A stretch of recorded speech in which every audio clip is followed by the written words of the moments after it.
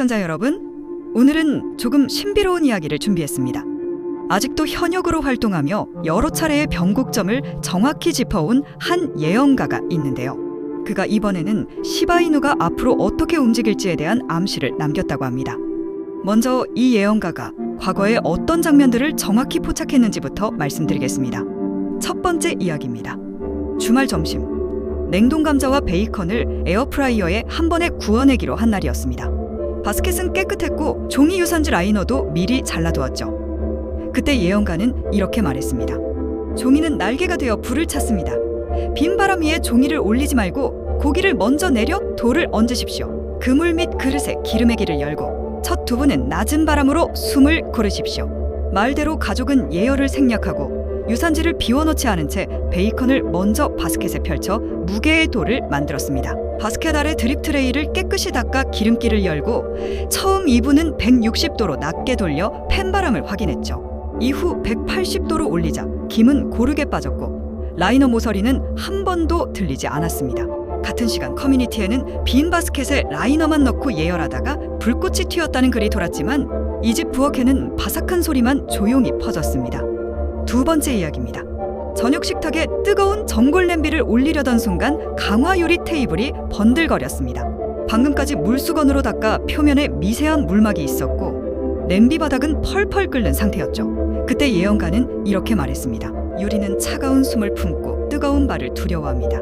젖은 기를 먼저 말리고 돌판과 코르크 신을 내귀에 신기십시오. 무거운 발은 가운데가 아니라 5손가락 넓이 옆에서 쉬게 하십시오. 말대로 가족은 테이블을 마른 천으로 다시 닦아 물막을 없애고 실리콘 트리벳을 2겹 겹친 뒤 냄비 받침의 네 모서리에 코르크 패드를 붙였습니다. 냄비는 테이블 정중앙이 아니라 지지대에 가까운 위치로 옮겨 하중을 분산했고 불을 줄여 끓는 기포가 잦아든 뒤에야 테이블에 올렸습니다. 한참 뒤 이웃집에서는 뜨거운 주전자 때문에 강화유리 상판이 터졌다는 소식이 전해졌지만 이 집 식탁은 전골에 김만 천천히 올랐습니다. 이처럼 상식 밖의 정확도를 여러 차례 보여준 이 예언가가 며칠 전 새롭게 한 가지를 언급했습니다. 물길이 다시 열린다. 작은 고리들이 연결되며 기다리던 파동이 오른다. 그리고 명확히 이름을 댔습니다. 시바이누. 당시 그는 사람 많은 자리에서 과장된 몸짓 없이 조용히 이 말을 남겼고 곁에 있던 사람들은 연결과 파동이라는 단어를 특히 또렷이 기억하고 있습니다. 이전 사례들처럼 은유적 언어를 사용했지만 대상만큼은 분명했습니다. 그의 전언을 그대로 옮기면 이렇습니다. 첫째, 먼 나라와 가까운 나라 사이의 돈이 더 적은 마찰로 움직이는 시점이 온다. 둘째, 종이에 새겨진 말들이 부드러워진다. 셋째, 세 번째 초승달이 지난 뒤 파동이 일어난다. 다소 시적인 이 세 문장을 현실 언어로 풀어보자면 이렇게 해석할 수 있겠습니다. 그는 늘 세 가지 힌트를 남기곤 했는데 첫 단서는 방향, 두 번째는 환경, 세 번째는 시간에 관한 것이었습니다. 이번에도 그 틀이 크게 다르지 않아 보입니다. 먼 나라와 가까운 나라의 돈이 더 적은 마찰로 움직인다.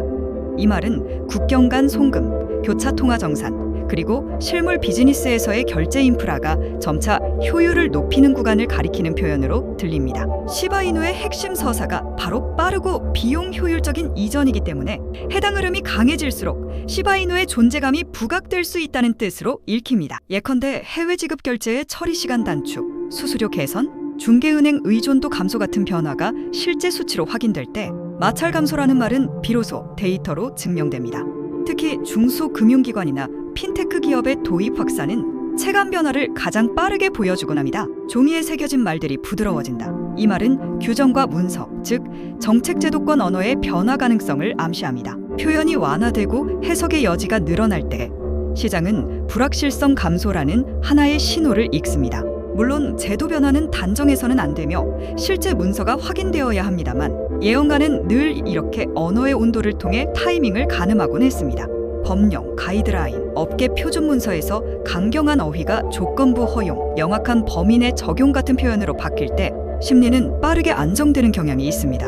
세 번째 초승달이 지난 뒤 파동이 일어난다. 이 말은 시간의 힌트입니다. 정확한 날짜를 말하지 않고도 주기로 시점을 암시하는 그의 습관을 떠올리면 이는 과열이 아닌 누적 압력 해소 후에 추세 전환을 뜻하는 경우가 많았습니다. 즉 급작스러운 불꽃놀이보다 준비된 상승 파동을 말하는 듯합니다. 실전에서는 작은 반등과 조정이 몇 차례 반복된 뒤 거래량이 응집되고 마지막으로 저항선 인근에서 체력 테스트를 거친 다음에야 추세가 바뀌는 모습을 자주 보게 됩니다. 초승달이라는 은유는 그 누적 과정을 상징적으로 표현한 것으로도 해석됩니다. 그런데 여기서 그동안 이 예언가가 보여준 예언 적중률 때문에 이 예언가가 시바이누에 대해 예언한 것을 실제 지표와 사건의 연쇄로 해석하려는 시도가 전 세계에서 이어졌습니다.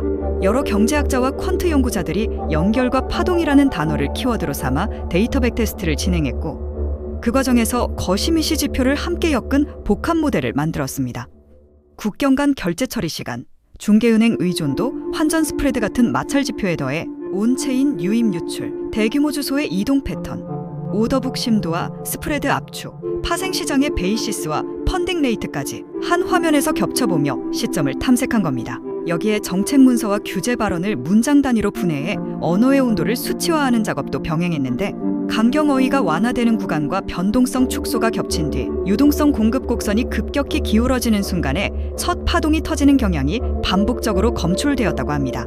즉 여러 변수가 동시에 특정 임계값을 넘을 때 연결이 실무지표에서 가시화되고 그 직후 파동이 가격 탄력으로 표면화되는 패턴이 확인되었다는 겁니다. 약간 복잡하게 설명을 했지만 쉽게 말하자면 이 예언가가 예언한 시바이누의 폭등 시점을 소수의 경제학자들과 퀀트 연구자들이 아주 높은 신뢰도로 얻어냈다는 겁니다. 놀라운 점은 이 시바이누의 폭등 날짜와 시간대가 한동안 실명으로 공개되었다가 곧바로 비공개로 전환되었다는 사실인데요. 처음 공개되었을 때는 시바이누의 폭등 시작 날짜와 가격대 그리고 예상 목표가까지 적혀 있었지만 군중 심리를 자극할 수 있다는 우려로 인해 자료는 빠르게 내려갔습니다. 그런데 정말 다행히도 저는 그 당시에 이 예언가의 예언에 대해 흥미롭게 찾아보다가 운 좋게도 그 정보가 닫히기 직전에 시바이누 폭등 시점을 확인할 수 있었습니다. 그래서 오늘 그 시점을 우리 구독자분들과 나누려 합니다.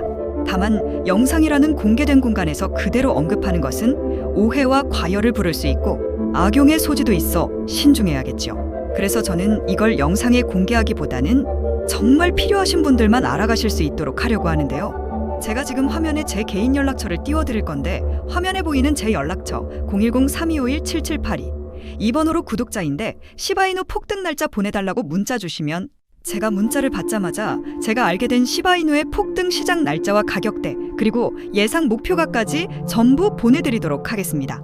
문자를 받게 되시면 시바이누 폭등 시작 날짜가 오기 전에 타이밍 맞춰 시바이누를 잘 매수하시기 바라겠고 되도록이면 받으신 정보들을 다른 사람들에게 유출하지 않아주시면 감사하겠습니다. 제가 어렵게 얻은 정보인데 우리 구독자분들만 사용하셨으면 해서입니다. 자, 그러면 오늘 영상은 여기서 마치도록 하겠습니다. 다음 영상에서도 더욱 재미있고 신비로운 이야기로 찾아뵙겠습니다. 감사합니다.